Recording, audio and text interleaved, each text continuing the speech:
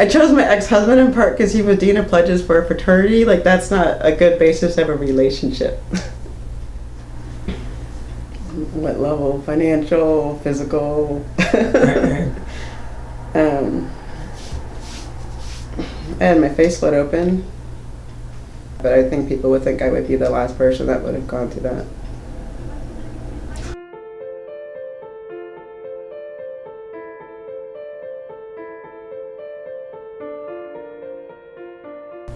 And he was fresh off a motorcycle in a motorcycle jacket, and his hair was tousled from a motorcycle helmet. And I was like, that is my husband. But that didn't make for a good domestic life, the fact that he was dean of pledges and rode a motorcycle. Like, you know, the movies, I think everyone tells you that's what you should have. Like the whole, you know, the guy with the cigarette or the t-shirt, or, you know, Marlon Brando or James Dean. I mean, I just felt like that's like, you know, even like you look at like the rappers, and you know, I just felt like that's what is looked at quintessential American cool. And if you could like conquer that, then that's like you've arrived. I mean, it took till really a lot of negative turns till I had like police in my front door before I left. So I wish I could tell you that I became wise and left, but I didn't become wise and leave. It's like, if you say you're gonna come home on Thursday, you don't come home till Tuesday, then that's not showing yourself to have integrity. That's not showing concern about the other person.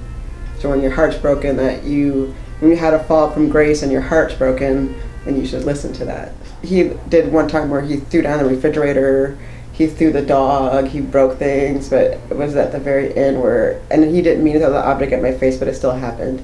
But like, and I didn't even realize like this surreal where I was living, like my mom came to help me move out, and I had this like big tub of like spackle, and it had this big, you know, multiple things of drywall and drywall tape, and my mom had tears in her eyes, and she's like, what is this? And I was like, oh mom, well that's for like when he like punches the wall and then he fixes the wall. And then she's like, most people don't have drywall and drywall tape and extra spackle. Like they don't have it just in case to fix the wall. It took me to get out of that. It took my mom saying that at the time to think it was unusual, and then now like I know it's ludicrous. I think it was Maya Angelou that said, when people tell you who they are, you should believe them. The very first time that my ex-husband went out the door at Thursday and didn't come home till Tuesday, he was telling me who he was, and I shouldn't expect that he was gonna all of a sudden morph into this head of a household with a white picket fence, and he was gonna be someone who he wasn't. So I should have known what that was, and he was telling me who he was, I should have believed him.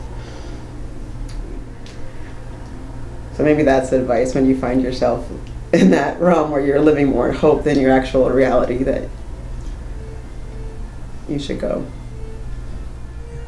Well, like now currently, I mean, I have hopes for like my future. Like I have hopes for like growing old with my second husband. I have hopes for, you know, seeing our daughter launched into independent adulthood, but they don't seem that far off from our reality. That because he is so wonderful in our day-to-day life, and how the history being so wonderful, the hope of us having a fabulous future together doesn't seem so far off from our reality, because it's grounded in a lot of truth, versus another hope that's not grounded in day-to-day truth. That I'm way stronger than I ever thought I could be, because I left what then was the love of my life, and I still survived.